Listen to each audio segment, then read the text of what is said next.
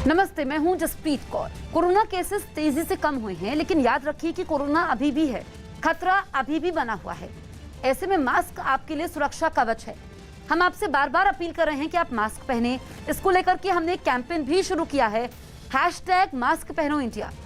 आप खुद से ये प्रण लीजिए कि जब तक कोरोना का एक भी मामला है, आप मास्क नहीं उतारेंगे, और ये तय करें कि जब एक उचित दूरी हो तो ही मास्क उतारें। गृह मंत्री अमित शाह आज से 2 दिन के नॉर्थ ईस्ट के दौरे पर जा रहे हैं। आज गृह मंत्री मेघालय की राजधानी शिलांग में कई परियोजनाओं का शिलान्यास करेंगे। Amit Shah north east council की बैठक की अध्यक्षता भी करेंगे। बैठक में केंद्रीय मंत्री किशन रेड्डी और BL वर्मा के अलावा असम के मुख्यमंत्री हेमंत बिस्वा शर्मा के साथ साथ नॉर्थ ईस्ट के सभी 7 राज्यों के मुख्यमंत्री भी मौजूद रहेंगे। पॉर्न वीडियो के राज कुंद्रा की काले धंधे की जांच जैसे जैसे आगे बढ़ रही है, वैसे वैसे रोज नए खुलासे हो रहे हैं। अब तक की जांच के बाद पुलिस का दावा है कि कुंद्रा 121 पॉर्न वीडियो बेचने की तैयारी में थे, जिसका सौदा $1.20 मिलियन में होना था। पुलिस कुंद्रा के बैंक खातों की जांच कर रही है और खबर यह भी है कि अब शिल्पा शेट्टी के बैंक खातों को भी खंगाला जा सकता है। मुंबई पुलिस ने एक बड़ा खुलासा करते हुए कहा है कि पॉर्न फिल्म इंडस्ट्री में राज कुंद्रा एक बड़ी इंटरनेशनल डील करने वाले थे। ये इंटरनेशनल डील $1 मिलियन से ज्यादा की थी। पॉर्न फिल्म बनाने के आरोप में शिल्पा शेट्टी के पति राज कुंद्रा को जब कोर्ट में पेश किया गया तो कोर्ट ने उन्हें 27 जुलाई तक पुलिस हिरासत में भेज दिया है। साथ ही साथ उनके साथी रियान थॉर्पी को भी पुलिस हिरासत में भेज दिया गया है। राज कुंद्रा से पूछताछ और उनके दस्तावेजों की जांच से इस सौदे के बारे में पता लगा है। पुलिस के मुताबिक कुंद्रा 121 पॉर्न वीडियो बेचने की तैयारी में थे। ये सौदा $12 लाख में होना था। पुलिस कुंद्रा के बैंक खातों की जांच कर रही है। पुलिस को शक है कि पॉर्न फिल्मों की कमाई से कुंद्रा सट्टा बाजार चलाते थे, इसीलिए कुंद्रा के येस बैंक अकाउंट और यूनाइटेड बैंक ऑफ अफ्रीका के ट्रांजैक्शन की जांच होगी। पॉर्न फिल्मों के मामले में शिल्पा शेट्टी से भी पूछताछ की गई। पुलिस शिल्पा शेट्टी के बैंक खातों की भी जाँच कर सकती है। राज कुंद्रा की बैंक डिटेल से पता चला है कि राज कुंद्रा ऑनलाइन बेटिंग यानी कि सट्टा भी क्या करते थे। पुलिस को शक है कि पॉर्न इंडस्ट्री से कमाया गया पैसा राज कुंद्रा बेटिंग क्या करते थे। 21 जुलाई को जब राज कुंद्रा को गिरफ्तार किया गया था तो काफी डेटा को डिलीट किया गया है। मुंबई क्राइम ब्रांच के अधिकारी डिलीट किए हुए डेटा को रिट्रीव करने की कोशिश कर रहे हैं। साथ ही साथ मुंबई क्राइम ब्रांच के अधिकारी राज कुंद्रा की कंपनी विहान के IT डेवलपर के लोगों से भी पूछताछ कर रही है। मुंबई क्राइम ब्रांच राज कुंद्रा की कंपनी वियान से जुड़े बाकी अधिकारियों और कर्मचारियों से पूछताछ की तैयारी में भी है। वियान कंपनी के IT और फाइनेंस डिपार्टमेंट के कर्मचारियों को पूछताछ के लिए समन भेजने की तैयारी हो चुकी है, क्योंकि पुलिस को शक है कि कंपनी के कर्मचारी बहुत से डेटा और जानकारी को छिपाने या डिलीट करने में जुटे हैं। अश्लील कारोबार से जुड़े होने के आरोप में फरवरी में गहना वशिष्ठ की गिरफ्तारी हो गई थी। तभी राज कुंद्रा गहना की गिरफ्तारी से घबरा गया था। राज ने खुद को बचाने के लिए वियान कंपनी के सर्वर से 2 TB डेटा डिलीट किया था। दरअसल पॉर्न फिल्में वियान के सर्वर से ही लंदन भेजी जाती थी। बुधवार की शाम को पुलिस ने इस सर्वर को सील कर दिया है। अब सर्वर से डिलीट हुए डेटा को रिकवर करने की कोशिश की जा रही है। पुलिस के मुताबिक अब तक सर्वर से 100 से ज्यादा पॉर्न फिल्में बरामद हो चुकी हैं। इस बीच एक और मॉडल ने आरोप लगाया है कि उसे भी राज कुंद्रा की कंपनी ने फिल्मों में काम करने का ऑफर दिया था और न्यूड ऑडिशन देने के लिए राजी न होने पर उसे धमकाया गया था। मुझे ऑफर दिया कि वेब सीरीज बन रही है, आपको वेब सीरीज में हम लेना चाहते हैं। देन जैसे ही वीडियो कॉल पे आए, उन्होंने मुझसे डिमांड की कि आपको न्यूड ऑडिशन देना पड़ेगा। उन्होंने कहा, मैडम आप जानती नहीं, आप बहुत हाई पे जाने वाली हैं, आप बहुत बड़ी कंपनी के साथ काम करने वाली हैं। तो मैंने जब पूछा तो उन्होंने राज कुंद्रा का नाम लिया। न्यूज 18 को कुछ ऐसे दस्तावेज मिले हैं जो बताते हैं कि राज कुंद्रा की टीम रोज नए व्हाट्सएप ग्रुप बनाकर शूटिंग की तैयारी करती थी और सभी न्यूड मॉडल्स को इन ग्रुप्स में जोड़ा जाता था। ये उसी व्हाट्सएप चैट के दस्तावेज हैं।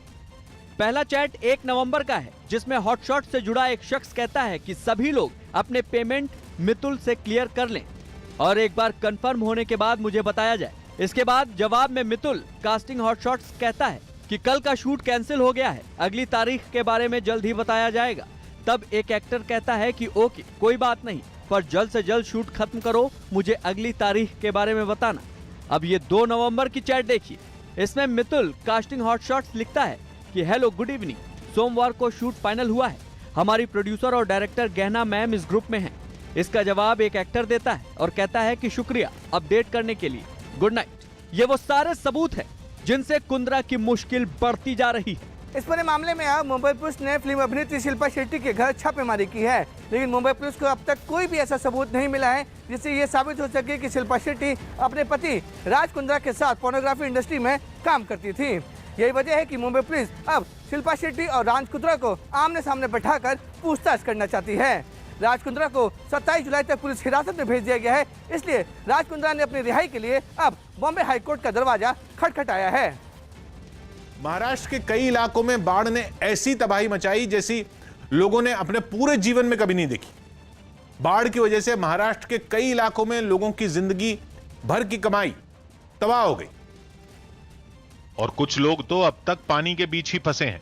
रत्नागिरी जिले के कुछ रिहायशी इलाके इस कदर पानी में डूबे हैं कि लोग अपने ही घरों में फंसे हैं। फंसे हुए लोगों को निकालने के लिए रेस्क्यू ऑपरेशन चलाए जा रहे हैं। ऐसे ही एक रेस्क्यू ऑपरेशन के लिए एक बचाव कर्मी घर की खिड़की के पास पानी के बीच से होकर पहुंचता दिखा। पहले घर तक एक रस्सी बांधी गई। घर में लोगों को फंसे 24 घंटे से ज्यादा बीत चुके थे। बालकनी के रास्ते एक लड़की को पहले बाहर निकाला गया और फिर रस्सी के सहारे दूसरे छोर तक पहुंचाने की कोशिश शुरू हुई। पानी ज्यादा था, इसलिए लड़की को एक ट्यूब भी दी गई ताकि अगर रस्सी से हाथ छूट भी जाए तो वो डूबने से बच जाए।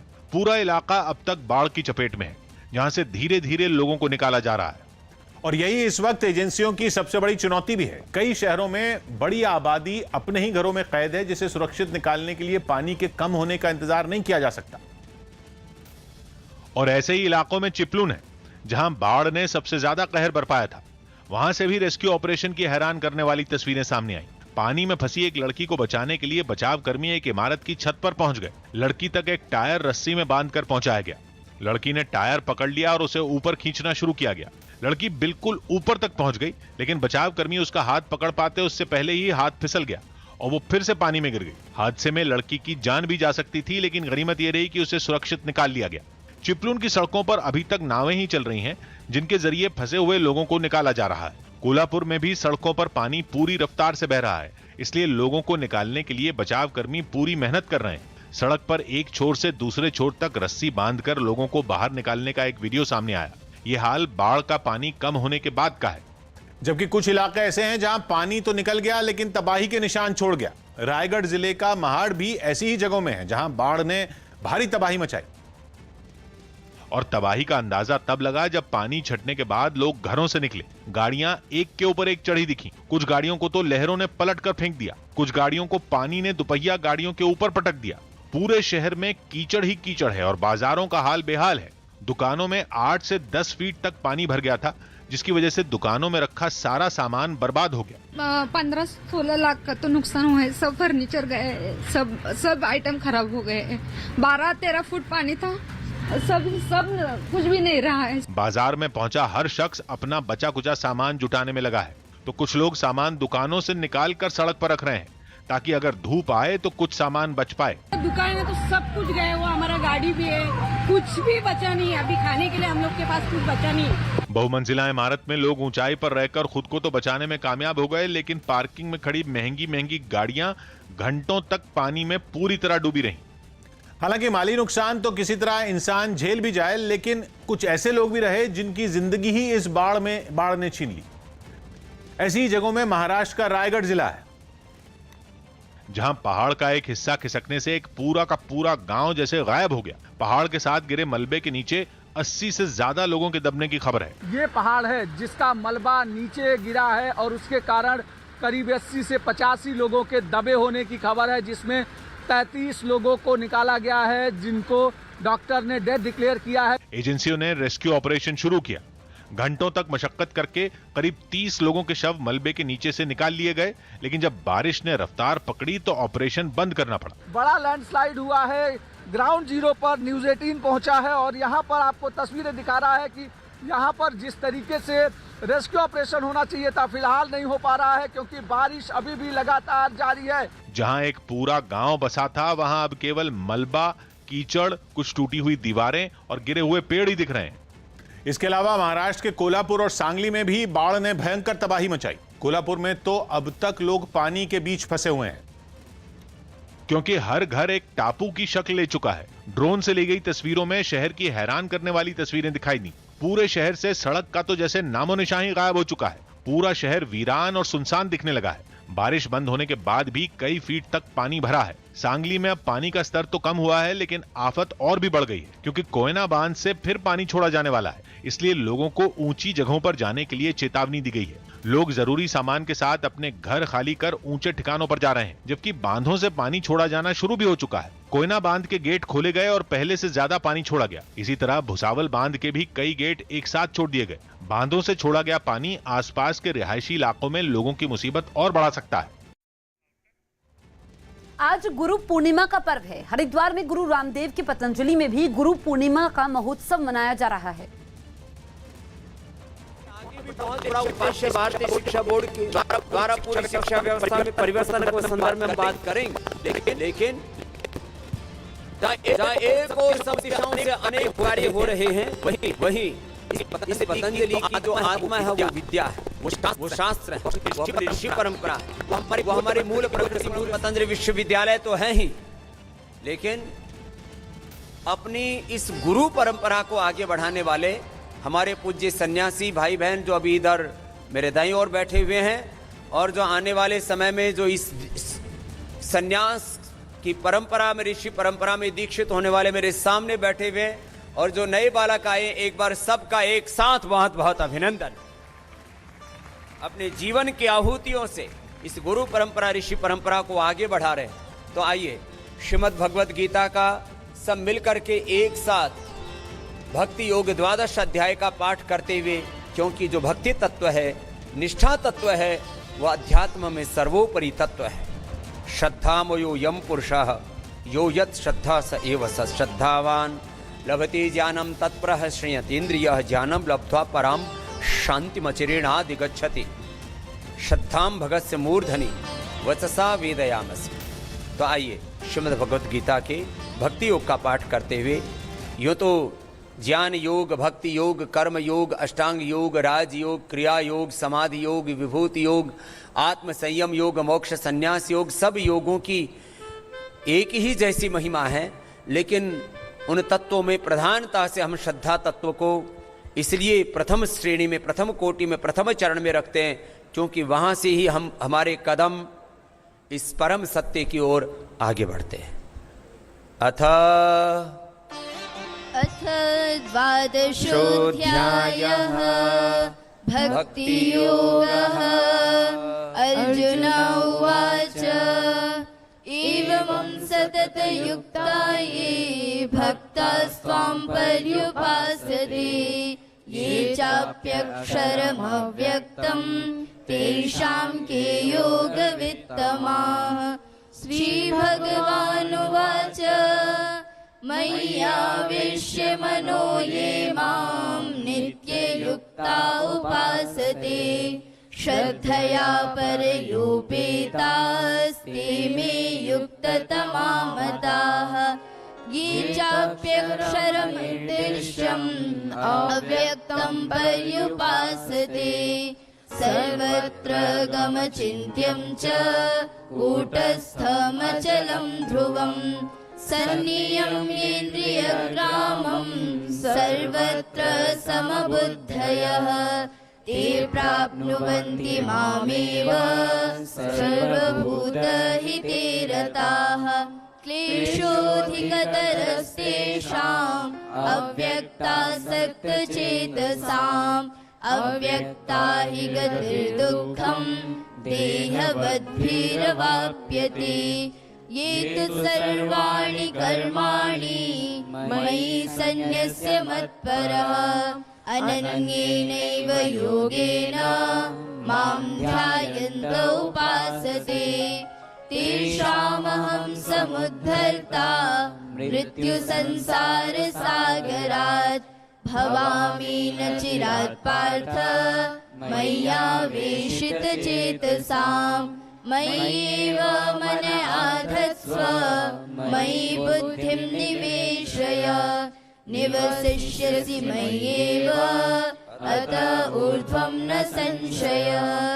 अथ चित्तं समाधातुं न शक्नोषि मयि स्थिरम् अभ्यासयोगेन ततो मामिच्छाप्तुं धनञ्जय।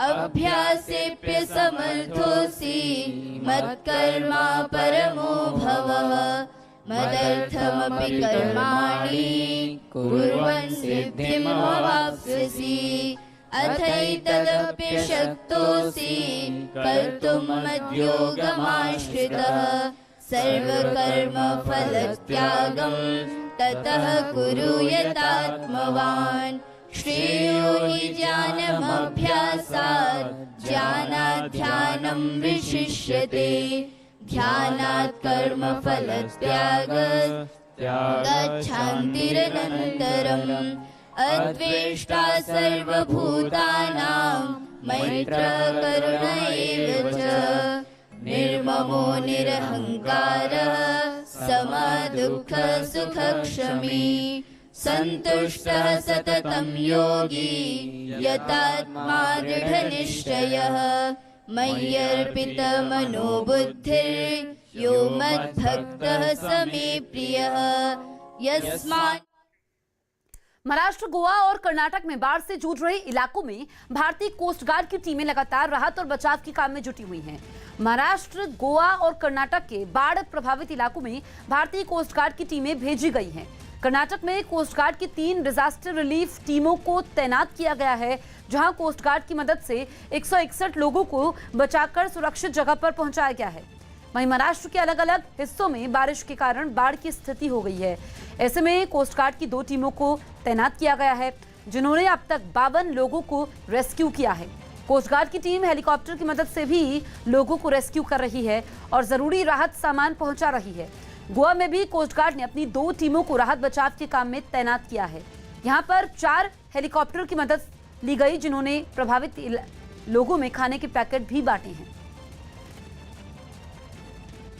पंजाब कांग्रेस के अध्यक्ष पद पर सिद्धू की ताजपोशी के दौरान उनकी और कैप्टन अमरिंदर सिंह की खटास फिर से जग जाहिर हो गई। जब से यह फैसला हुआ है कि सिद्धू पंजाब कांग्रेस के अध्यक्ष बनेंगे, तब से लगातार कैप्टन की नाराजगी की खबरें आ रही और दोनों नेताओं के बीच का मनमुटाव उस समय फिर सामने आ गया, जब भाषण देने जा रहे सिद्धू ने बगल में बैठे कैप्टन को अनदेखा कर दिया। अपनी ताजपोशी के मौके पर उनके हाव भाव कुछ अलग ही दिखे। वो खड़े हुए, उन्होंने भगवान को याद किया और मंच पर क्रिकेट का शॉट मारने का एक्शन किया, जिसके बाद उन्होंने कैप्टन की ओर देखा तक नहीं और आगे बढ़कर पूर्व मुख्यमंत्री राजेंद्र कौर भट्टल और लाल सिंह के पैर छुए। यही नहीं, अपने भाषण के दौरान उन्होंने पंजाब की मौजूदा समस्याएं गिनवा दी और उनके निपटारे की लड़ाई लड़ने की बात कहने लगे, जबकि इस समय राज्य में उन्हीं की पार्टी की सरकार है। मसला है कि कंडक्टर ड्राइवर धरने दे रहे, धरने ते बैठे, ये मसला है। मसला मेरे गुरु दा और मेरे गुरु दा इंसाफ नहीं हुंदा ते कख नहीं है फिर। सिद्धू और कैप्टन मंच पर साथ बैठे, लेकिन दोनों के बीच बातचीत की तस्वीरें कम ही आईं। सिद्धू ज्यादातर समय पंजाब कांग्रेस के पूर्व अध्यक्ष सुनील जाखड़ से बात करते नजर आए और कहा जा रहा है कि यह बातचीत उन्होंने उस समय भी जारी रखी जब कैप्टन अमरिंदर सिंह भाषण दे रहे थे। सिद्धू के बोलने से पहले राज्य के मुख्यमंत्री ने लोगों को संबोधित किया और बोलते बोलते उन्होंने सिद्धू को टोक दिया, क्योंकि जब कैप्टन अपनी सरकार की उपलब्धियां गिनवा रहे थे, वो सुनील जाखड़ से कुछ चर्चा कर रहे थे। ਚੱਕਣਾ ਪਊ ਮੇਰੀ ਗੱਲ ਸੁਣੋ ਨਵਜੋਤ, ਤੁਸੀਂ ਉਧਰ ਗੱਲਾਂ ਕਰ ਰਹੇ ਹੋ, ਤੁਹਾਨੂੰ ਇਹ ਲੜਾਈ ਲੈਣੀ ਪਊਗੀ, ਲੋਕਾਂ ਨੂੰ ਜੋੜਨਾ ਪਊ ਔਰ ਲੋਕਾਂ ਨੂੰ ਆਪਾਂ ਨੂੰ ਬਿਲਕੁਲ ਦਲੇਰੀ ਨਾਲ ਖੜਾ ਕਰਨਾ ਪਊ। कैप्टन ने सिद्धू को पंजाब कांग्रेस की कमान मिलने की बधाई तो दी, लेकिन इशारों इशारों में जता दिया कि वो ऐसा सोनिया गांधी की वजह से कर रहे हैं। ਜਦੋਂ ਸੋਨੀਆ ਜੀ ਨੇ ਮੈਨੂੰ ਦੱਸਿਆ ਕਿ ਅਸੀਂ ਨਵਜੋਤ ਸਿੱਧੂ ਨੂੰ ਬਣਾਉਣਾ ਚਾਹੁੰਦੇ ਹਾਂ, ਮੈਂ ਉਦੋਂ ਹੀ ਉਹਨਾਂ ਨੂੰ ਬਾਹਰ ਆ ਕੇ ਪ੍ਰੈਸ ਨੂੰ ਕਿਹਾ ਸੀ ਕਿ ਜੋ ਸਾਡੇ ਕਾਂਗਰਸ ਪ੍ਰੈਜ਼ੀਡੈਂਟ ਦਾ ਫੈਸਲਾ ਹੋਊਗਾ ਉਹਦੇ ਤੇ ਅਸੀਂ ਸਿਰ ਝੁਕਾਵਾਂਗੇ। इससे पहले चर्चा थी कि कैप्टन सिद्धू से मिलना तक नहीं चाहते। यही नहीं, उनकी ओर से सिद्धू के सामने माफी की शर्त भी रखी गई थी। और कैप्टन अमरिंदर सिंह के मीडिया सलाहकार ने ट्वीट किया था कि वो तब तक सिद्धू से नहीं मिलेंगे जब तक वो उनसे सबके सामने माफी नहीं मांगते। लेकिन कुछ ही घंटों में समीकरण बदलने लगे और सिद्धू कैप्टन की चाय पार्टी में शामिल होने पहुंचे, लेकिन वहां भी दोनों के बीच की तल्खी दिखी। सिद्धू जब चाय पार्टी में पहुंचे तो उन्होंने कैप्टन को नमस्कार किया और देर से पहुंचने की वजह बताई।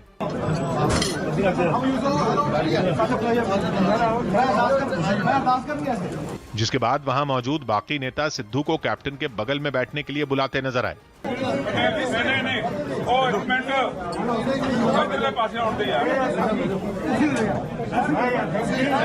लेकिन ऐसा लगा कि सिद्धू वहां नहीं बैठना चाहते थे, क्योंकि दुआ सलाम के बाद सिद्धू बैठने के लिए कुर्सी देखने लगे और कैप्टन के सामने बैठने लगे, जबकि कैप्टन ने उनके लिए अपने बगल में कुर्सी लगवाई थी। सिद्धू को वहां मौजूद लोगों ने कई बार ये बात बताई। थोड़ी देर तक तो लगा कि वो कुछ सुन ही नहीं रहे, लेकिन जब कई नेताओं ने दबाव डाला तो वो दूसरी तरफ आए।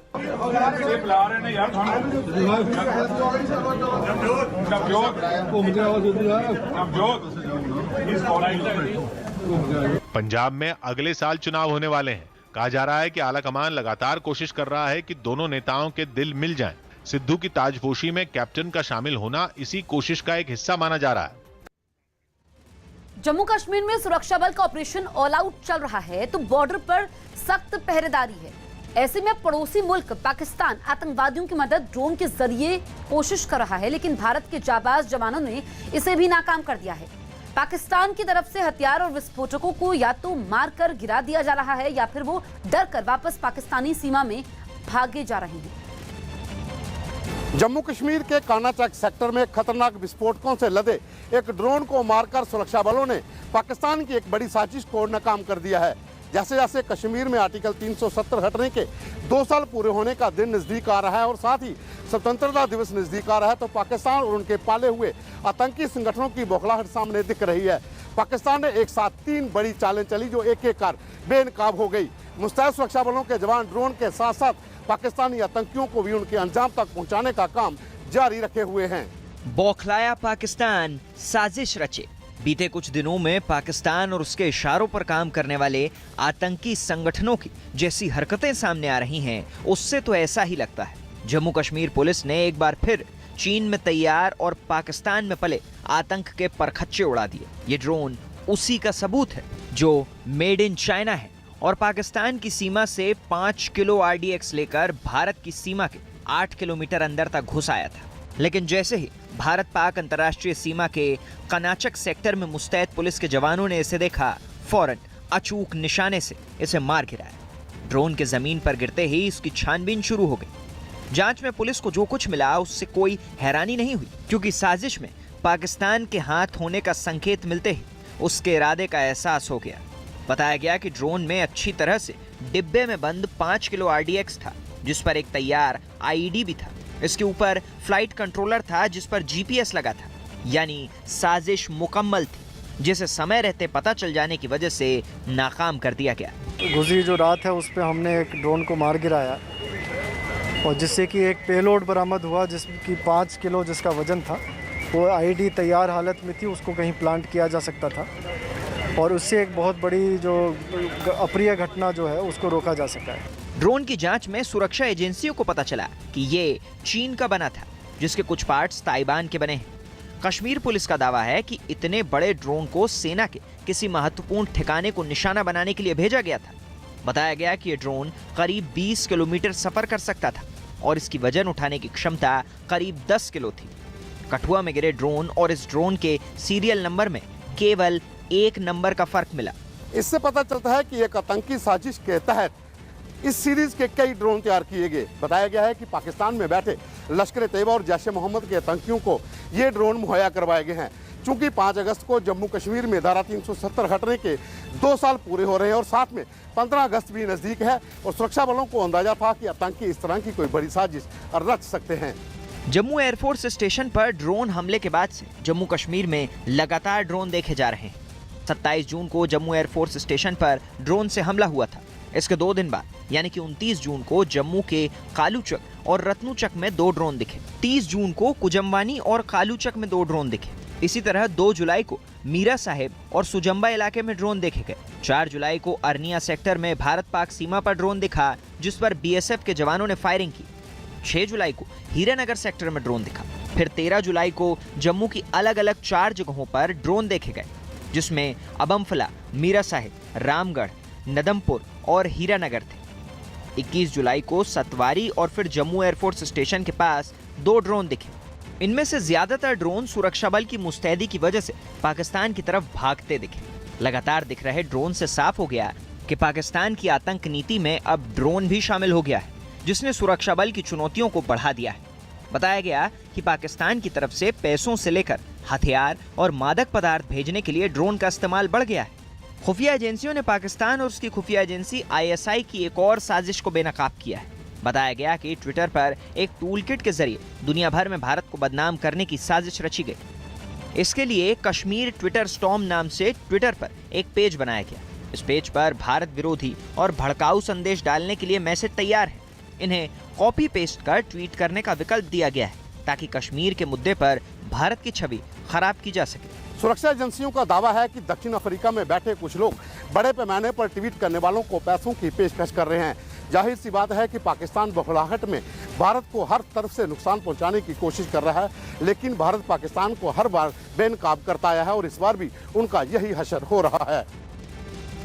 दिल्ली के जंतर मंतर पर चल रही किसान संसद की वजह से कई सड़कों पर ट्रैफिक जैम हो गया, जिसने लोगों की मुश्किलें बढ़ा दी। जंतर मंतर के प्रदर्शन को देखते हुए पुलिस ने दिल्ली की कई सड़कों पर बैरिकेडिंग कर दी और उन रास्तों से गुजरने वाली गाड़ियों की तलाशी भी ली गई। पुलिस की इस सख्ती से दिल्ली के गाजीपुर बॉर्डर पर भी गाड़ियों की रफ्तार धीमी हो गई। अपने घरों से दफ्तरों के लिए निकले कई लोग इस जैम में परेशान नजर आए। सर, आपको कितनी परेशानी हो रही है, आप बताइए। बहुत परेशानी होती है। जहाँ हम लोग 9:30 बजे निकलते हैं वहाँ 8 बजे घर से निकलना पड़ता है। दिल्ली के ITO इलाके का हाल तो और भी बुरा रहा। वहाँ सुबह से लेकर दिन के वक्त लंबा जैम लगा रहा, जिसमें सभी गाड़ियां रेंगती नजर आईं। वाहनों की भी चेकिंग की जा रही है, जगह जगह बैरिकेड लगे हुए हैं, जिसकी वजह से दिल्ली में जगह जगह जाम देखा जा रहा है। किसान आंदोलन के केंद्र सिंघू बॉर्डर पर भी सड़क की एक लेन पूरी तरह गाड़ियों से पटी हुई दिखी।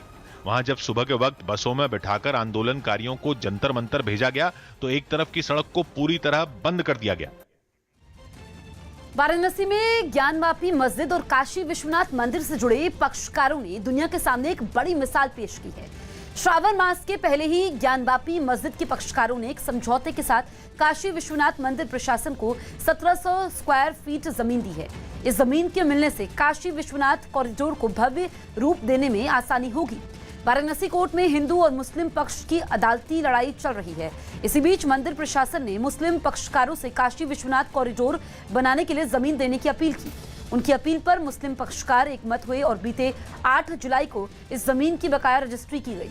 इसके एवज में मंदिर प्रशासन ने भी 1000 स्क्वायर फीट जमीन ज्ञानवापी मस्जिद के पक्षकारों को दी है। मैं अपने मुस्लिम समुदाय के मानिंद लोगों से, उलमाए कराम से सबसे मशवरा करना था और हमें फतवे भी लेने थे कि आया हम ऐसा कर सकते हैं कि नहीं कर सकते हैं। जो ज़मीन जिस पे नमाज न पढ़ी गई हो वो ज़मीन के बदले हम ज़मीन दे सकते हैं कि नहीं, इसको एक्सचेंज कर सकते हैं कि नहीं। वक्फ बोर्ड, सुन्नी वक्फ बोर्ड लखनऊ से भी हमें परमिशन लेनी थी। पहला ये सब जब कंप्लीट हो गया तब हम लोगों ने इस कदम को उठाया। 8 जुलाई 2021 को जो है ये एग्रीमेंट साइन किया।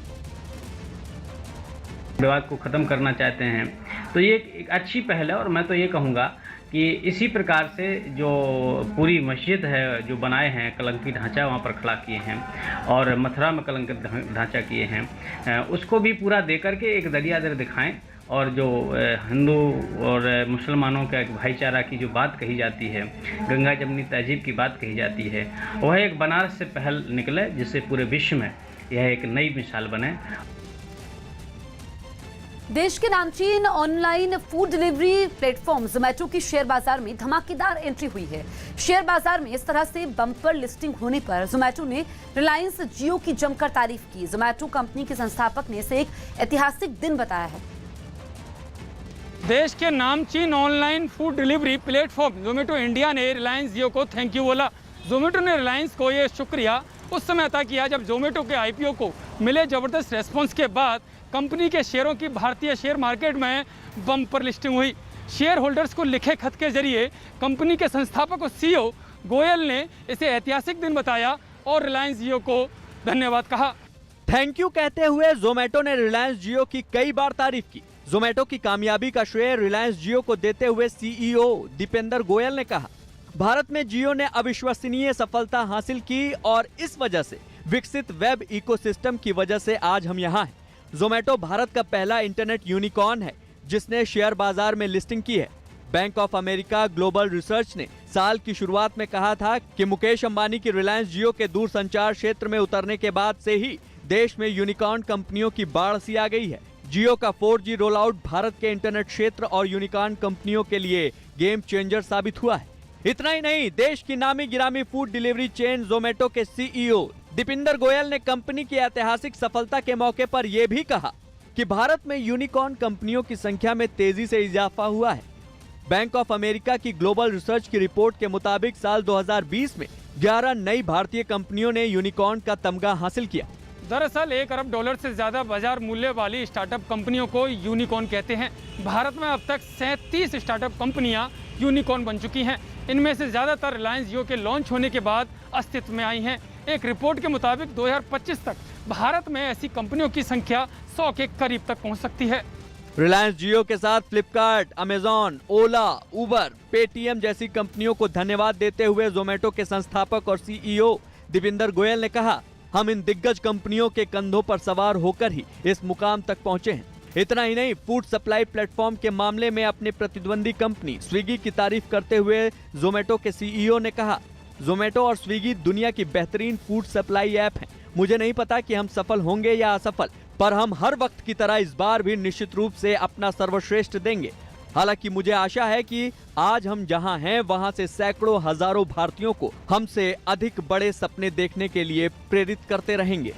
दरअसल रिलायंस जियो ने जब से दूरसंचार के क्षेत्र में कदम रखा है, तब से न केवल व्यावसायिक इकाइयों को आगे बढ़ने का मौका मिला है, बल्कि स्टार्टअप कंपनियों ने भी भारत के साथ साथ इंटरनेशनल मार्केट में गहरी पैठ बना ली है। यही कारण है कि जोमेटो इंडिया ने रिलायंस जियो की न केवल खुलकर तारीफ की है, बल्कि रिलायंस द्वारा उठाए जा रहे हर कदम की सराहना भी की है। क्योंकि जियो 4G आने के बाद से हर हाथ में सस्ता इंटरनेट पहुंचा है और उसके कारण बाजार में क्रांतिकारी बदलाव भी देखने को मिले हैं।